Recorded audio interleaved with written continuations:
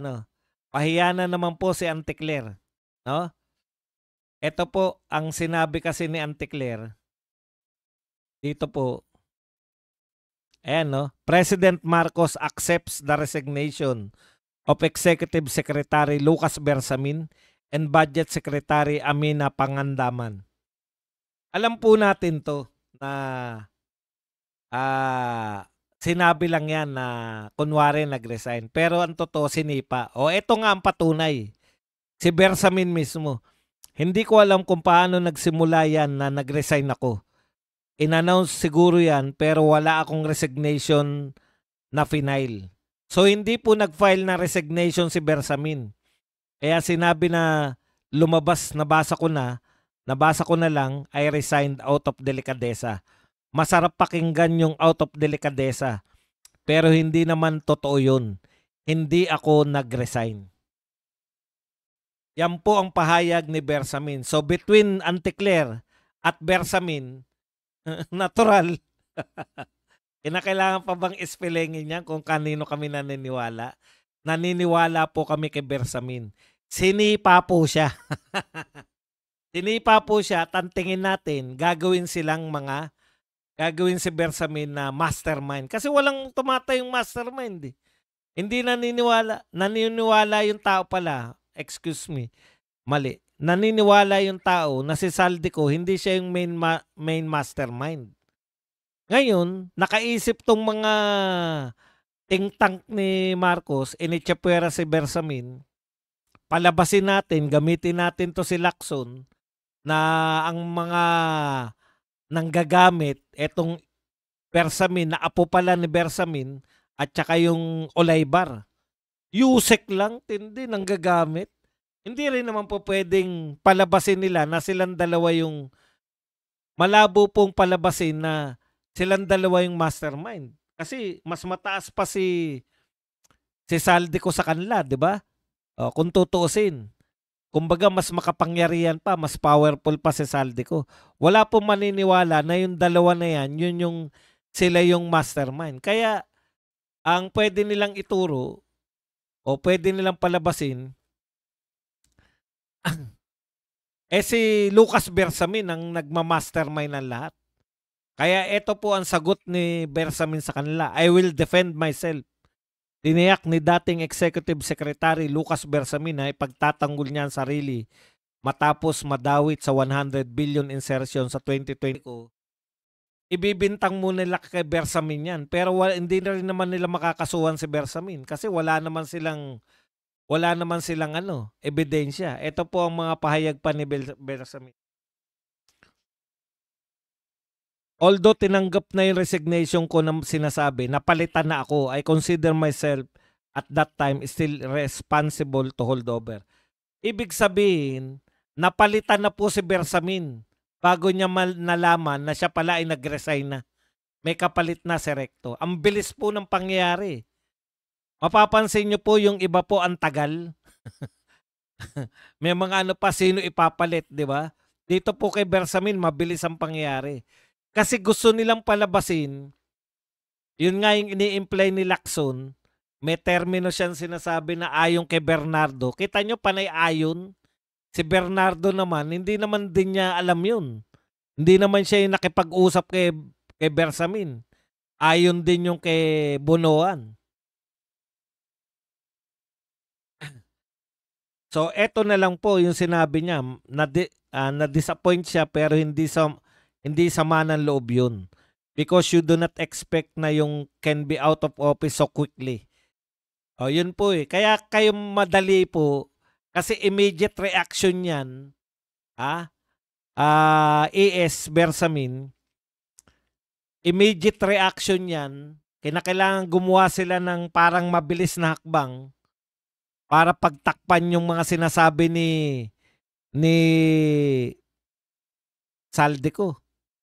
Ngayon, through Ping Lacson, ang insinuation, kayo yung mastermind.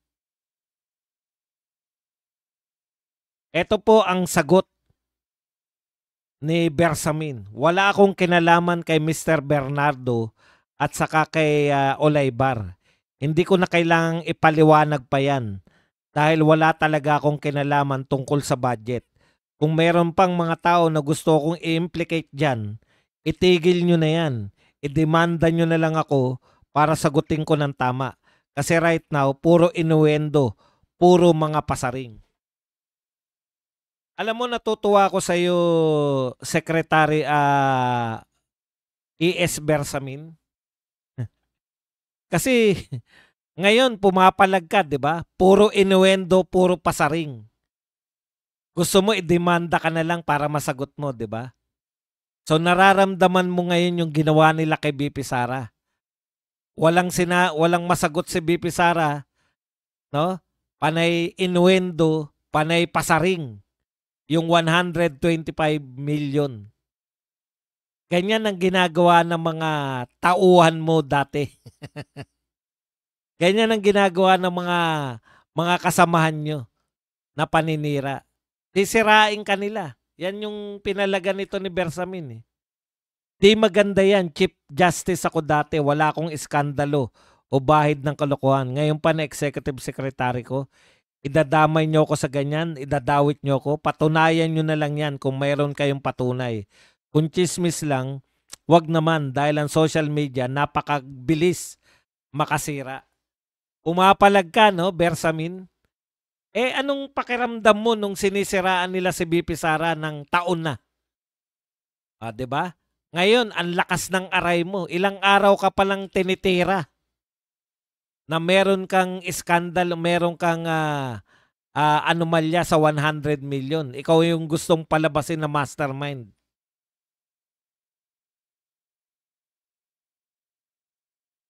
Ilang araw pa lang yan, Bersamin. Sakit na sakit ka na. Ilang araw pa lang yan, sabi mo, yung social media madaling mabilis makasira. Pero yung ginawa ninyo kay BP Sara, taon na. Yung ginawa nyo sa mga Duterte, taon na. Oh.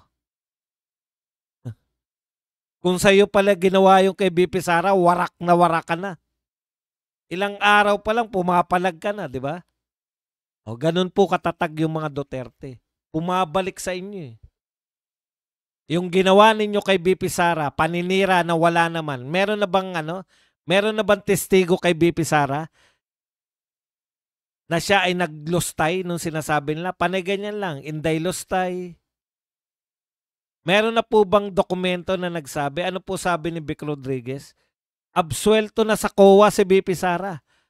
Ulitin ko po, absuelto na sa COA. Absuelto na. Wala nang issue, wala na. Wala na ring impeachment. Absuelto na po si BP Sara pero inuulit-ulit lang nila. Yan yung sinasabi ni Bersamin na wag nyo kong daanin sa social media. Sa social media na lang po may reklamo si BP Sara. At saka sa utak ni Constantino. Constantino, tignan mo pagmumukha mo. Ngayon. Bagay na bagay kayo ni Clavio. Hindi maitsurahan ang pagmumukha mo. Constantino, ikaw ang nagdala ng lahat ng sama ng loob ng mga dilawan. Ang sama ng loob nila kasi gustong-gusto nilang magprotesta na sa pagnanakaw ng administrasyon ni Marcos. Hindi nila magawa kasi ang papalit si BP Sara. Hindi nila kakayanin yung another Duterte. Mas kaya pa nila. Kaya ang moto ng mga dilawan, okay na sa amin magnanakaw ang Pangulo, wag lang bumalik yung matinong Duterte ulit. Dahil sa matinong Duterte, hindi rin kami makakapagnakaw. Tahimik ka, Hontiveros ha? Bakit ka tahimik? Nasampulan ka ba? Nasampulan ka ba ni Tunying? Tahimik eh. 'Di ba? Ang ginawa kay Hontiveros, kaya tumahimik si Hontiveros, hindi dahil sa wala siya nakikitang mali. Kaya tahimik si Hontiveros, sinampulan siya. Pag hindi ka tumino, pag hindi ka luminya, mayroon kaming ibabato sa iyo. 3 billion insertion. Magkano na nga uli ang porsyento sa kada insertion? 25%. Magkano yung 25% ng 3 billion? Ang 10% ng 3 billion ay 300 million. Tama ba?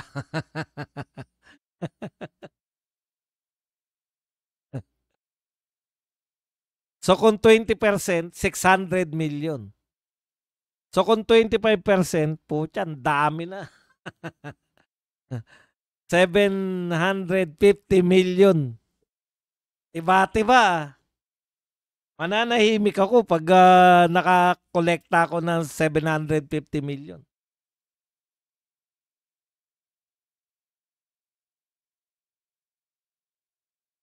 Mali ba? Mali ba kwenta ko? 10% ng 3 billion, 300 million. 20%, 600 million. Plus 150, 750 million. 750 million pesos, hindi ka mananahimik? Malamang manahimik ka. O, wag ng 25. Wag ng 25%. Baka sa pampangulo lang yan eh. 20% na lang. 600 million. Tiba-tiba ka nun. Tatahimik din ako niyan. Ang ingay niya sa 125, di ba? Maingay masyado, 125 million. Yung pala, yung porsyento mo, mas malaki pa. Antindi mo. Ontiveros. Kaya siya nananahimik. Nakuha nyo na? Kasi once na kayo ay mag-ingay, lalo na si Dilima, hindi po pwedeng kailan ba lumaya yan si Dilima? Tandaan nyo, ang paglaya ni Dilima, hindi siya naabsuelto. Ang paglaya ni Dilima kasi, mali, absuelto pala siya. Kaya lumaya si Dilima, kaya siya naabsuelto, hindi dahil napatunayan na wala siyang pagkakasala. Kaya siya naabsuelto dahil nagbaliktaran ang kanyang mga tumistigo sa kanya. Nagtataka nga ako sa'yo, Dilima eh. Nakulong ka ng 7 taon, ayaw mo resbakan yung mga tumistigo sa'yo? Bakit ayaw mo resbakan? O kaya po tahimik yung mga dilawan. Yeah? Si Ontiveros, Our Lady of Insertion, pinatikim ka. Tandaan mo si Tunyi. Pinatuhan si Tunying ng mga numero. May hawak sa'yo ang, ayan, tignan mo, tumahimik na si Magalong. Asa na si Magalong ngayon? Nagsasalita pa ba si Magalong? Ang laking issue nito Magalong. Bakit dehin bokiki ka na Magalong? Nakahanap ka na ba naggagamba sa Davao? Ang dali nyo pala, no? Sinasampulan lang sila.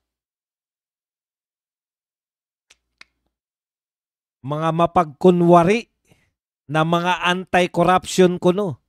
Bakit tahimik ka Magalong? Ang ingay mo nun ah. Lumabas na si Saldi ko, tsaka ka tumahimik? Ha? Napakaingay mo. Sinampulan lang kayo. Sample pa lang yan. Sabi sa kanila, eto sample nyo. Ikaw Magalong, may kontrata ka sa Diskaya. Ha? Paano ng image? Ikaw Risa Ontiveros, may mga insertion ka. Ha? Paano ako tatakbo balang araw?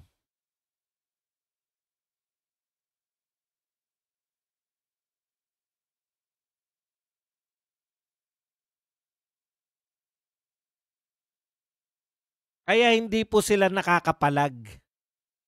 Yung mga dilawan na yan ngayon. Kahit grabe na po.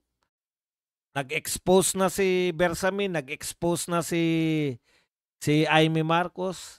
Dehin bokeke sila kasi may hawak sa kanila. Ontiveros, Dilima, si Shell Jokno. Siyempre si Shell Jokno sunod-sunuran lang. Kung ano lang. Si Tabingi. Tabingi, ano nang inaano mo? Political dynasty? Usong-uso ah. Redon, ang tapang mo sa Dolomite, no? Puta, pinagalitan siguro yan. Si Redon, no? Nagrarally na nga mga tao. Ahamunin mo pa yung gagalitin mo pa sa Dolomite. Baka mag-rally sa Dolomite yan. Mas kahiya-hiya tayo niyan. Titigil ba yan si Redon? Dapat ngayon naka-schedule yun 19 eh. Redon, bakit mo tinigil yung Dolomite? Pinagalitan ka ba?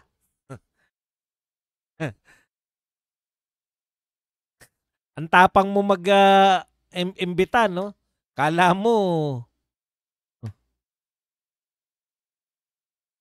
mga kapatid,